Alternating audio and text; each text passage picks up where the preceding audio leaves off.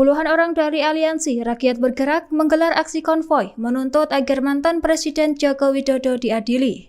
Diketahui masa melintasi kediaman Jokowi di Sumber Banjarsari pada Minggu 9 Februari 2025.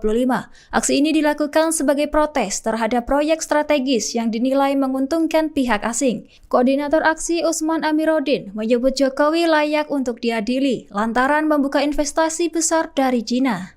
Salah satu investasi yang disoroti adalah proyek Pantai Indah Kapuk yang dinilai merugikan bangsa. Menurutnya, pemerintahan Jokowi lebih mengutamakan investasi asing daripada kepentingan nasional. Sementara itu, aksi konvoi berlangsung sembari meneriakkan slogan Adili Jokowi di sepanjang rute aksi. Mengutip Tribun News, massa juga menyoroti isu sertifikasi laut yang dinilai merugikan bangsa Indonesia. Aksi ini dinilai sebagai wujud bela negara melawan penjajahan ekonomi asing. Meski begitu, massa tidak melakukan aksi langsung di hadapan penegak hukum. Merespon hal itu, Presiden ke-7 Joko Widodo menanggapi dengan santai. Download Tribun X sekarang, menghadirkan lokal menjadi Indonesia.